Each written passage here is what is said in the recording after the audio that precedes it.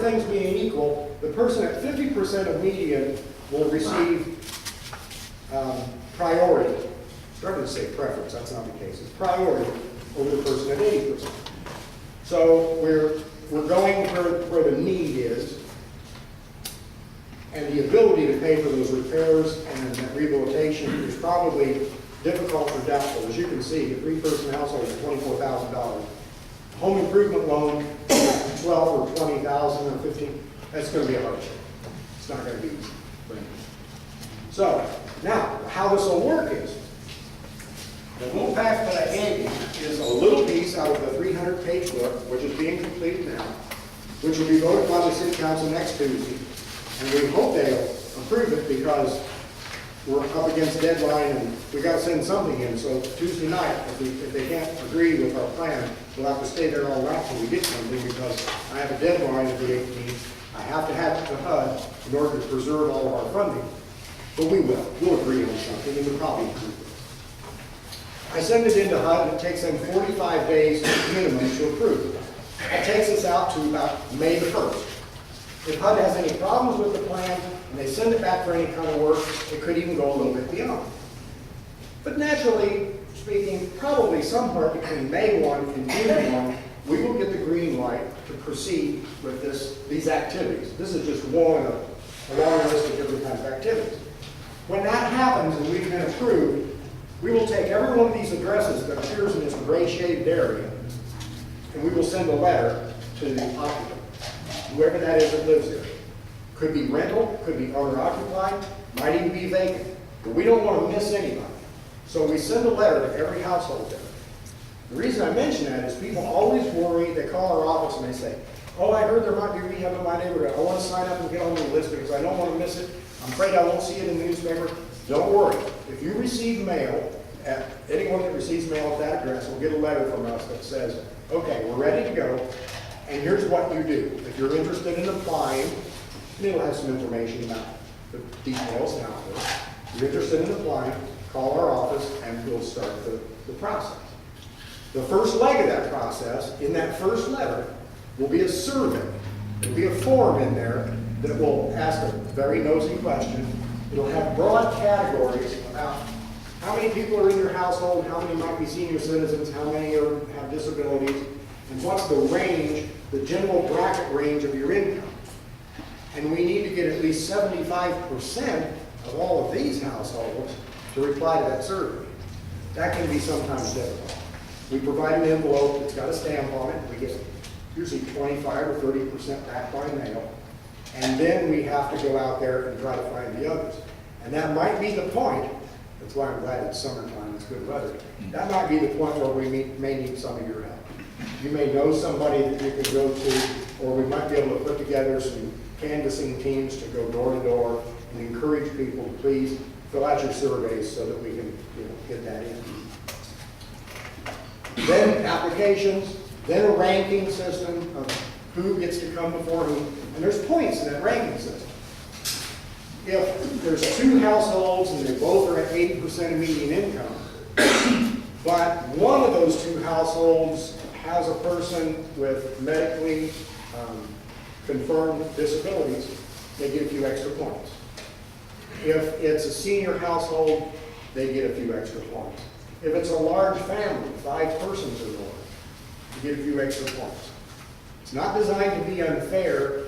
It always sounds that way if you're the one who doesn't get selected, they get. But it's designed to try to go where the greatest need is to get the work done, and the lowest likelihood that this work will get done without assistance. Now, again, thinking about your neighborhood, and when you drive through and you say, you don't have a problem with any individual, but you say, oh my, everything looks good except that poor house there. I know there's a nice people, but if their house just looked a little better. Well, that's kind of what our ranking system is about. It's not designed to exclude you as much as it is to try to find that place that really needs some help and probably has an owner, a family, a couple, an individual in it that's they're going to have difficulty doing it on their own. There's an urban myth that's been around for a long time. We've been trying to get rid of it for 5 years. We used to have, along with this assistance, there used to be a recapture agreement that was placed on the house that said that if you sold your house within 5 years after the rehabilitation, a prorated amount of the rehabilitation money had to be repayable back to us. That was done at a time when there was a fear that people would get their house rehabbed, it'd all be nice and pretty and sparkling and new, and they'd take it out and sell it right away. It turned out that that almost never happens. It doesn't happen because the kind of people we're selecting here, they need the house. They're not highly mobile. At these income levels, it's not exactly, easy to just go sell your house and run. So we saw that it wasn't happening. We'd had a discussion about it, talked it over with HUD and said, if we're doing it for the neighborhood anyway, should we really be that concerned about it? And they let us drop that requirement. I think that's significant because we had lots and lots of very nice people who qualified for our program, needed work done, and they would say, no, I don't want that grant because I don't want the encumbrance on my house. I don't want to know that there's a lien against my house for that 5 years. We didn't need it anyway, it wasn't doing anything, so we dropped that. But you will still hear people say, don't let the city rehab your house because they'll put a lien on it, and then they'll end up taking it away. We don't do that. It's your house, it's your value. If we spend the whole $30,000 in there, it's yours. Live, be happy, hopefully it works. One of the interesting goals that we do, and we have a team that comes out and we do an inspection, we check everything thoroughly, do the house to see what it needs. One of the things that we do when we go through that process is we're looking for safety violations, we're looking for dangerous electrical or plumbing that's about to break or leaks or those kinds of things. But we also always look at the house and consider what do we need to do here that will keep this homeowner from having, hopefully, any big ticket expenses within the first 10 years after rehab. So we get into a house, your house, maybe, and we're going through, we look in the furnace and we look at the water heater. Everything works fine. You tell me everything works fine. But I look at the date on the water heater and I see that your water heater is 16 years old. Water heaters have a really almost predictable life these days of about 18 years. And at 18 years, they go out. 50 years ago, they built water heaters that last 50 years, but obviously that wasn't very profitable. So now they build water heaters that last 18 years. So it's working fine. There's nothing wrong with it. But while we're there doing rehab, this is one time in a lifetime we're going to come through this neighborhood. Probably, if it's 16 years old against an 18-year lifespan, we'll probably put a new one. We're going to put a new one in because people in these income brackets, it's going to be difficult in the next year or two for them to. So you'll see some contractor signs and you'll see trucks, and you'll probably have to put up with some noise and put your saws running.